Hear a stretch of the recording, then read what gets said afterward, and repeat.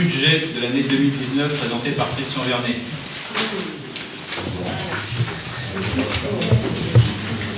Donc la proposition de budget primitif présentée est l'émanation des échanges avec les membres du Conseil. Les choix jugés prioritaires en fonction de nos possibilités financières vous sont présentés à travers ces propositions annexées. Un dossier comprenant l'équilibre général, les dépenses et recettes de fonctionnement, ainsi que les dépenses et recettes d'investissement est remis aux membres de l'Assemblée. Il est proposé de voter le budget primitif au chapitre.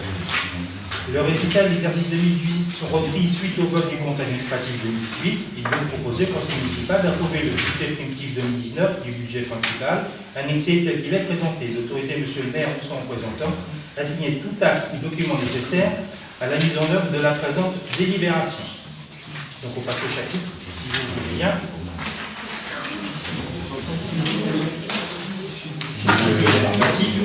Chapitre 1.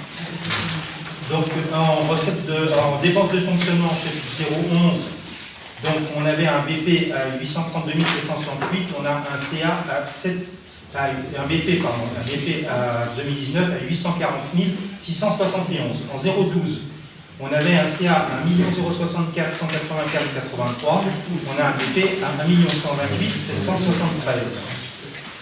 En 014, atténuation de produits, on avait un CA à 324 659,28, on a un BP à 317 681. En 65, atténuation des charges courantes, on avait un CA à 158 284,33, on a un BP à 167 034.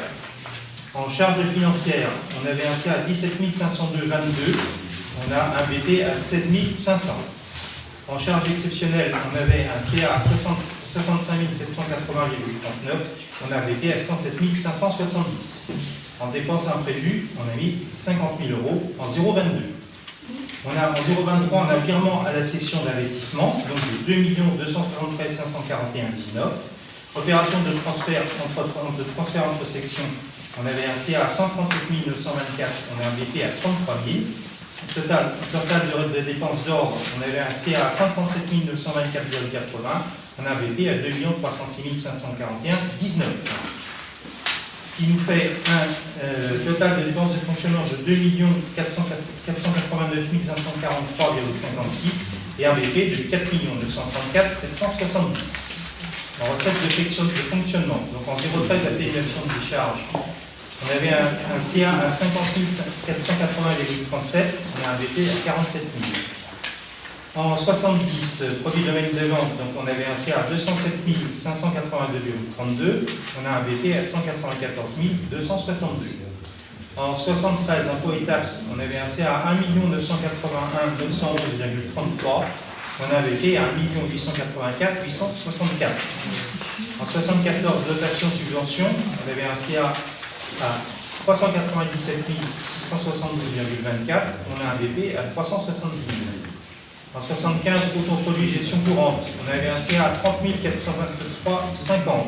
on a un BP à 27 000. Produits financiers, c'est à 3 euros.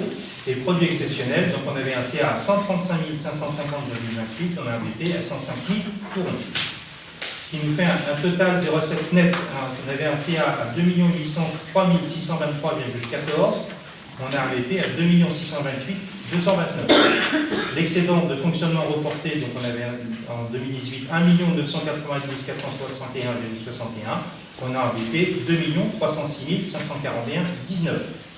Ce qui fait que le total des recettes de fonctionnement à 4 796 084 75 en CA et 4 934 770,19. Ce qui fait qu'on équilibre les fonctionnements et l'investissement dans ce qui est le fonctionnement. Les dépenses d'investissement, donc au chapitre 020. Donc on avait un CA à 23 566,34. Donc on a un BP à 15 631. En 21, immobilisation corporelle, on avait un CA à 254 067,65 avec un reste à réaliser à 4 819,64. On a donc un BP à 251 509,64. En immobilisation en cours, on avait un CA à 1 319 201,59, un reste à réaliser 8 254,46 On a donc un BP à 1 320 824 46. Participation aux créances rattachées, on a un BP à 200 euros. Emprunt, on avait un CA à 44 046, on a un BP à 44 670. En dépenses imprévues, on a inscrit 50 000 euros. Ce qui fait qu'en total des dépenses réelles, on avait un CA à 1 640 881,64. On a un BP à 1 682 835 10. qui nous fait la même chose en dépenses d'investissement en total, avec un CA à 1 640 880 64 et un BP à 1 682 835 10. En recettes d'investissement, donc en 13 en subvention d'investissement, on avait un CA à 30 964 27, on a un BP à 348 000. En 27, on avait rien. En 10, donc c'est bien fonds divers, recettes diverses, on avait un CA à 105 083 64 et on a un BP à 276 000 euros. En 24 produits de cession, on avait 130 000 et cette année, on a un BP 44 000. Ce qui fait un total de recettes réelles, donc on CA à 168 655,78 et un BP à 668 000 courants. Virement de la section de fonctionnement, donc on a mis 2 273 541 19 comme prévu dans ce qu'on en a voté. En 0,40 en opération d'ordre, donc on avait un CA à 137 924,80, on a inscrit 33 000, ce qui fait un total de recettes d'ordre avec un CA à 137 924,80 et un BP à 2 306 541 19. Ce qui fait un total de recettes d'investissement en CA de 3 858 010 28 et un total de recettes de BP de 5 191 669 83. Des questions? Des questions? Je voulais juste soulever un ou deux petits points qu'on s'est rencontrés. Je te remercie d'avoir pris du temps pour m'expliquer le décompte. Du coup, j'avais des doutes, j'ai pris le temps de faire leurs questions. Dans le budget, il y a démolition du garage fleuriste, 11 800 euros. On m'a dit que c'était le garage qui était derrière la fleuriste. Oui. J'ai fait la même chose, c'est dommage, même si ça coûte cher de réhabiliter, c'est dommage de raser un des plus bâtiments de la commune. Et puis surtout, s'il y avait des lignes budgétaires de démolition, j'aurais bien aimé qu'on prévoie la démolition des maisons et des murs qu'il y a juste en face de la salle du conseil, où il y a des morceaux qui sont en train de tomber sur la route. À un moment donné, on aura laissé. Peut-être raser pas jusqu'au bout, un bout, mettre des barrières pour sécuriser, et puis éventuellement peut-être un peu de 31,5, un peu de voûtré pour élargir le passage, qui était piéton en plus de place, ce sera plus sécurisant. Il y a encore une hier, ou ce matin, quelqu'un qui est parti dans le tabac, insérer, faire passer les groupes.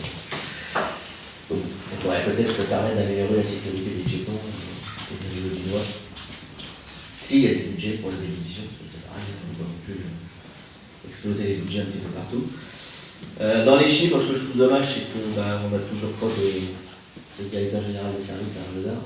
Il n'est pas prévu apparemment pour l'entraîneur. Ça pose un problème pour les chiffres? Non. Non, mais je dis quel est l'intérêt alors? Quel intérêt? De quoi? D'avoir un directeur général du service. D'avoir quelqu'un qui gère les services. Tout simplement, ça va bien changer. Il est DRH, il est aussi. Il a une formation en droit. Donc, un dysfonctionnement suffirait à telle dépense. Là encore, ça reste une question de point de vue. De dépense surtout. Non, ça reste une question de point de vue. C'est comme si on était dans une entreprise, l'État ne sert à rien. À un moment donné. D'autres remarques? On ne renforce pas non plus l'espace. Pardon? On ne renforce. Qu'est-ce que tu as dit là? Juste avant? Là? Il n'y avait pas, au vu des chiffres, il n'y avait pas de DGF de commune. Oui, mais après. Après que, la dernière fois, j'ai parlé un petit peu des équipes des espaces verts qui étaient sous-effectifs. Ça aurait été bien aussi pour travailler une personne, ne serait-ce que pour faire 2 équipes de 2, c'est quand même mieux pour travailler et plus sécurisant s'il y en a un qui se blesse. Il n'y a pas de ligne concernant les investissements, genre dans les nouveaux quartiers, création de trottoirs, éclairage public, ce genre de choses. En fait. On reste sur le modèle de la commune comme il est là et on va le modifier. crois que rien n'est modifié. Tu crois? Bah si, parce que je vais te répondre un peu pour les espaces verts, parce que je m'en occupe un peu. J'ai vu avec le responsable, cette année, on va investir quand même, on a mis au budget, je crois que c'est 25 000 €. Ah oui, pour sous-traiter l'arrachement des herbes. Ouais, sauf est-ce que tu trouves valorisant de désherber constamment, tous les jours la main, le mal de dos, enfin tout ce qui va avec? Ah non, pas du tout. Ils étaient 6, ils sont plus 3. Donc j'ai pas dit qu'il fallait embaucher 3 encore. Non, t'as dit un, passer à 4 pour faire 2 équipes. t'as dit combien que ça coûte un employé communal sur la commune? Combien ça coûte? Au total, tout compris. Bah ça va dépendre quel À l'année.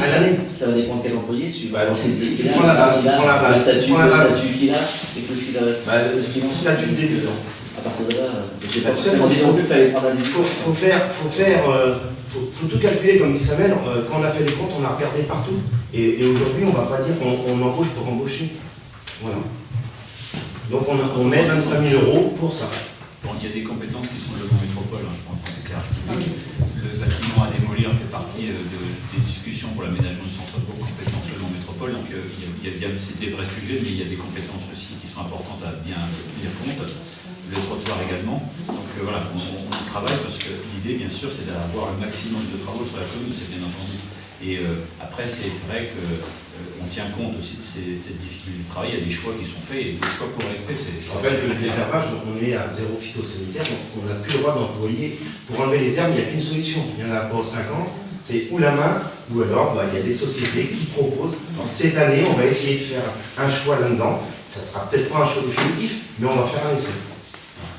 Et je pense que ça pallie aussi, pour exemple, pas que du désherbage. Aujourd'hui, il faut pas rester focalisé sur l'emploi non plus. Ah oui, non, mais il y a du désherbage pas mal, de la taille, pas mal à faire. Monsieur Gadot.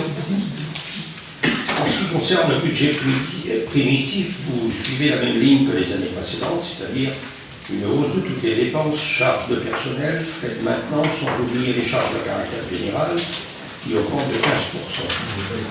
En plus de ces hausses,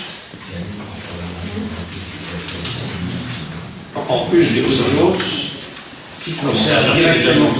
Non, mais en plus, j'ai pris les chiffres.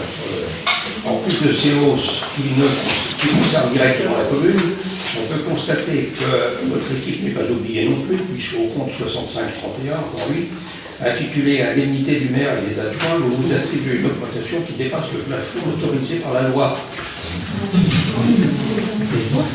En début de mandat, vous affirmiez un grand renfort de déclaration dans la presse que vous aviez renoncé à prendre une partie des indemnités.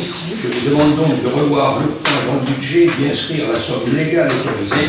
De ce fait, tous les chiffres qui suivent sont faux. Et il faut donc revoir votre copie afin de nous proposer un budget conforme à la loi que nous puissions voter. Pour info, nous avons droit, vous avez droit à 66 275,37 et vous avez mis 67 500.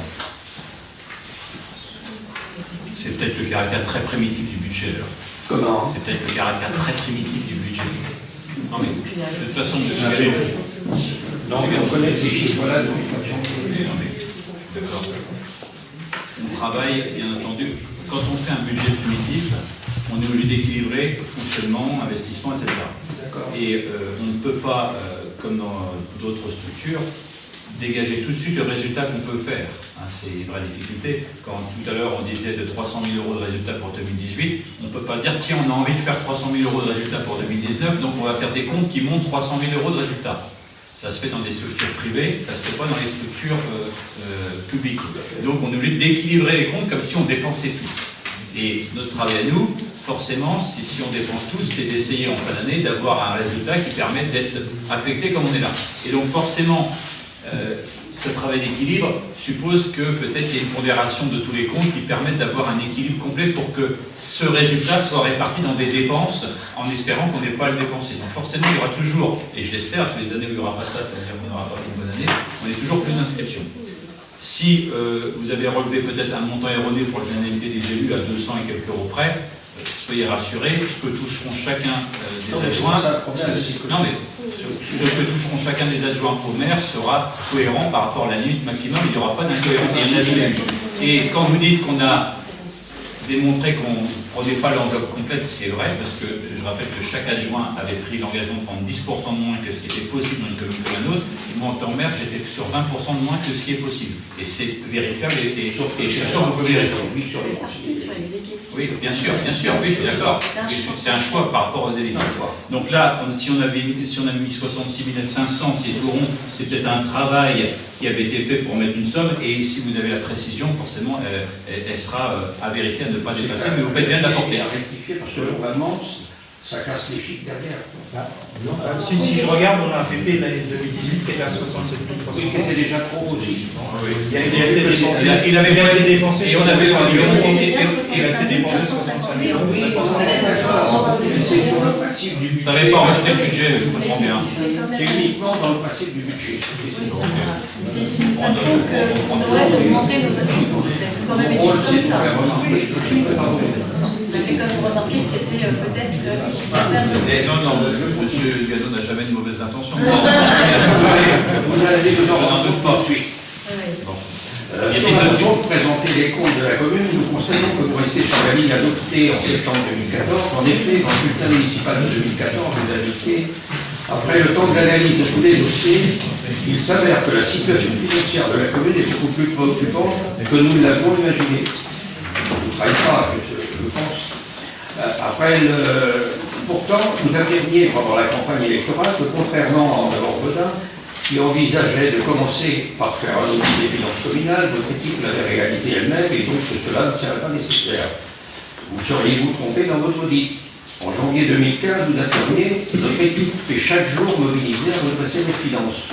En janvier 2019, vous avez déclaré non sans fierté, la remise en état des finances est gagnée. Pour soutenir vos déclarations, vous n'avez pas hésité à faire référence régulièrement au risque qu'aurait couru la commune d'être mise sous tutelle de la Cour des comptes. Je tiens donc à vous rappeler quelques éléments du passé. Le 8 avril 2013, le conseil municipal avait rejeté le budget politique pour des raisons de querelle obtenues. C'est donc la Cour des comptes qui a proposé le budget. Voilà ce qu'elle déclarait à l'époque. Je cite. Je vais plus loin là. Considérant que l'investissement le plus important pour l'extension du restaurant scolaire, pour 1 100 000 et l'achat de matériel pour 200 000 euros, tel que prévu initialement dans le budget 2013, considérant que l'excédent de la section d'investissement de 1 300 000 euros permettait à la commune de financer ses travaux sans recours à l'emprunt ni recettes supplémentaires, il revient à la collectivité d'inscrire cette dépense en décision modificative. J'ai d'ailleurs le rapport. Ainsi donc, la Cour des comptes concluait que les finances communales permettaient d'investir sans emprunter. Ce n'est pas, monsieur le maire, ce que vous nous avez dit depuis votre élection. Voici un bref bilan de votre action sur les finances communales depuis 2014. Vous avez vendu, souvent à perte, la plus grande partie de notre patrimoine immobilier pour plus de 7 millions d'euros, famille village 2 compris. Vous avez prélevé sur les revenus du mois 1 500 000 euros supplémentaires en augmentant de plus de 45% les impôts locaux. Vous avez dépensé sans compter pour un nouvel atelier municipal, créer des tennis, rénover une salle polyvalente, une de basket, qui présentent toutes déjà des petits problèmes dans des conditions hasardeuses. Tout cela pour un montant identique à ce que la Cour des comptes avait jugé acceptable en 2013 pour le restaurant scolaire. La municipalité précédente avait vendu la ZAC des Hunaudières à la métropole pour 7 € le mètre carré.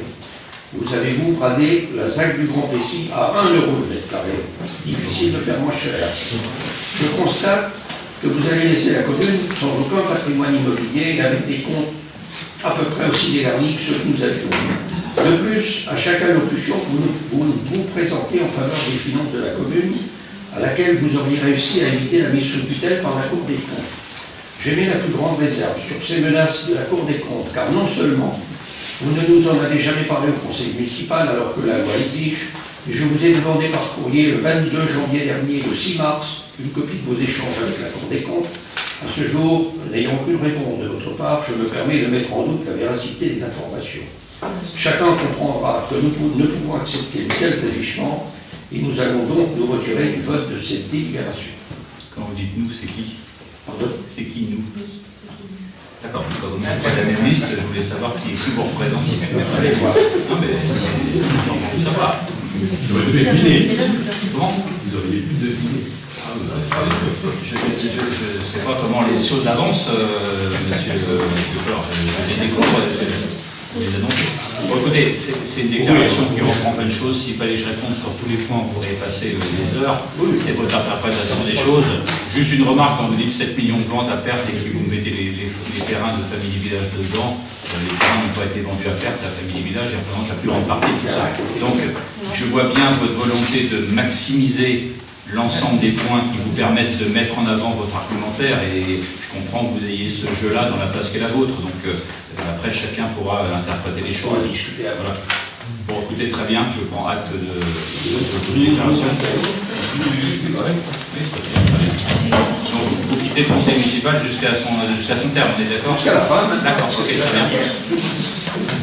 Je vous propose, pas d'autres demandes de prise de parole, je vous propose de passer au vote sur ce budget 2019. Qui est contre? Une voix contre. Qui s'abstient? Qui est pour? Et qui est pouvoir, donc il n'y avait pas de pouvoir, donc c'est le moins. Ça fait 14. Voilà. Et donc, il y a également les délégations du maire sont dans votre dossier. Je ne sais pas s'il y a d'autres questions en finale de ce conseil. Pas de questions particulières. Donc je vous propose de clôturer ce conseil municipal et je vous remercie pour votre présence. Bonne soirée.